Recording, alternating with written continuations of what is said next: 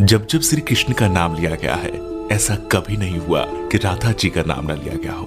श्री कृष्ण को अमूमन भक्त राधे कृष्ण कहकर पुकारते हैं, क्योंकि यह दो शब्द, ये दो नाम सिर्फ एक दूसरे के लिए बने हैं और इन्हें कोई अलग नहीं कर सकता।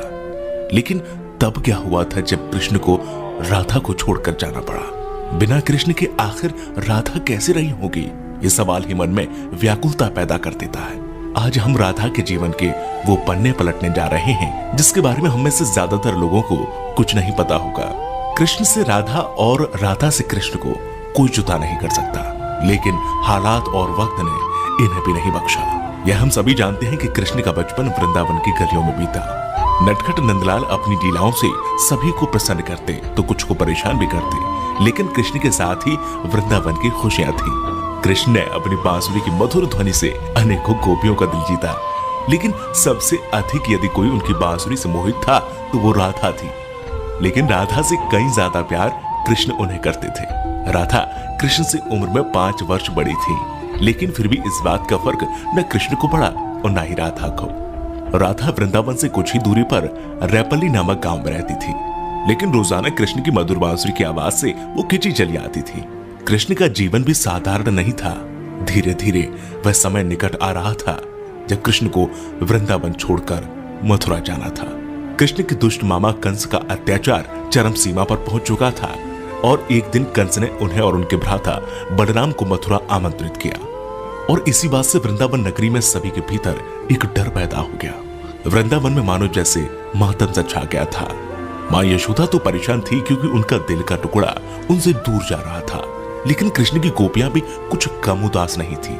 दोनों को लेने के लिए कंस के द्वारा रथ भेजा गया, जिसके आते ही सभी ने उस रथ के आसपास घेरा बना लिया, यह सोचकर कि कृष्ण को नहीं जाने देंगे।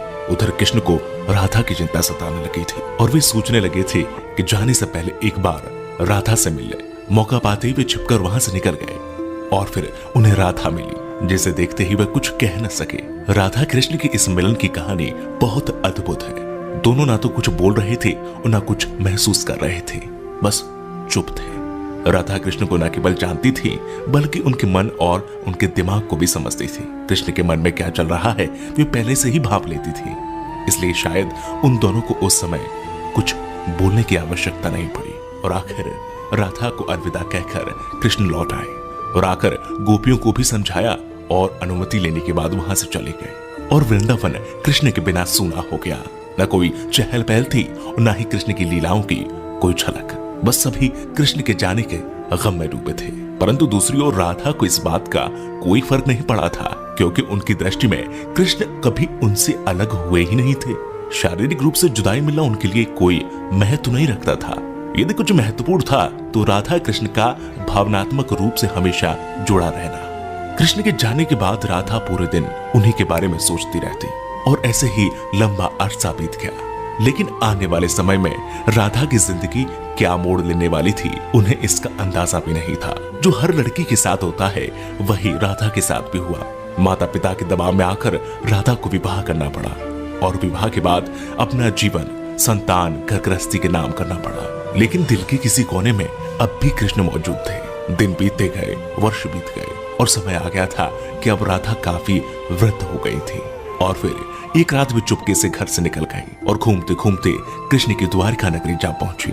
वहां पहुंचते ही उन्होंने कृष्ण से मिलने के लिए निवेदन किया, लेकिन पहली बार उन्हें मौका प्राप्त तब हुआ जब कृष्ण काफी लोगों के बीच घिरे हुए खड़े थे। राधा को देखते ही कृष्ण की खुशी का ठिकाना नहीं रहा, लेकिन तब भी दोनों में कोई वार्तालाप नहीं हुई, क्योंकि अभी भी उन्हें अल्फाजों की आवश्यकता नहीं थी। कहते हैं कि राधा कौन थी यह द्वारिका नगरी में कोई नहीं जानता था।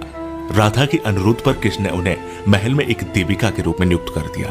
वे दिन भर महल में रहती, महल से संबंधित कार्यों को देखती और जब भी मौका मिलता दूर खड़े होकर कृष्ण के दर्शन कर लेती। लेकिन फिर भी न जाने क्यों राधा में धीरे धीरे एक भय पैदा हो रहा था, जो बीतते समय के साथ बढ़ता चला गया और उन्हें फिर से कृष्ण से दूर जाने का डर सता रहा था। उनकी भावनाएं उन्हें कृष्ण के पास नहीं रहने देती। साथ ही बढ़ती उम्र भी अब उन्हें कृष्ण से दूर ले जा रही थी। और आखिर एक शाम महल से वे चुपके से निकल गई और न जाने किस ओर चलती। वह नहीं जानती थी कि वह कहां जा रही है, आगे मार्ग पर क्या मिलेगा, बस चलती जा रही थी। परंतु कृष्ण तो भगवान है, वे सब जानते थे। इसलिए अपने अंतर्मन में भी जानते थे कि राधा कहां जा रही है। फिर वह समय आ गया जब राधा को कृष्ण की आवश्यकता पड़ी। वह अकेली थी, बस किसी तरह कृष्ण को देखना चाहती थी। और जैसे ही यह तमन्ना उनके मन में आई, कृष्ण उनके सामने प्रकट हो गए। कृष्ण को अपने सामने देखकर राधा खुश हो गई। परंतु दूसरी ओर वह समय निकट आ गया था जब राधा अपने प्राण त्याग कर दुनिया को अलविदा कहना चाहती थी। कृष्ण ने राधा से प्रश्न किया, कहा कि वे उनसे कुछ मांगे, लेकिन राधा ने मना कर दिया। कृष्ण ने फिर से कहा कि जीवन भर राधा तुमने मुझसे कभी कुछ नहीं मांगा। कृष्ण के अनुरोध पर राधा ने उनसे आखिरी बार बांसुरी बजाने के लिए कहा और कृष्ण बिना देरी किए बांसुरी को निकाला और बेहद मधुर धुन बजाने लगे। और बांसुरी की आवाज जैसे ही उनके कानों में गई, राधा ने अपनी आंखें बंद कर ली और धीरे धीरे राधा ने अपना शरीर त्याग दिया और दुनिया से चली गई। उनके जाते ही कृष्ण ने राधा को अपनी गोद में ले लिया और राधा से चिपटकर रोने लगे। उनकी आंखों से आंसू रुकने का नाम नहीं ले रहे थे और उसी दिन से कृष्ण ने बांसुरी को कभी नहीं बजाया। तो ये थी राधा और कृष्ण के जीवन की कहानी। अगर आपको पसंद आई है तो इसे लाइक करें, शेयर करें, कमेंट करें और हाँ, अगर आप हमारे चैनल में नए हैं तो हमारे चैनल को सब्सक्राइब जरूर करें। साथ ही अगर आप किसी व्यक्ति विशेष के बारे में कुछ जानना चाहते हैं तो हमें कमेंट करके बताएं।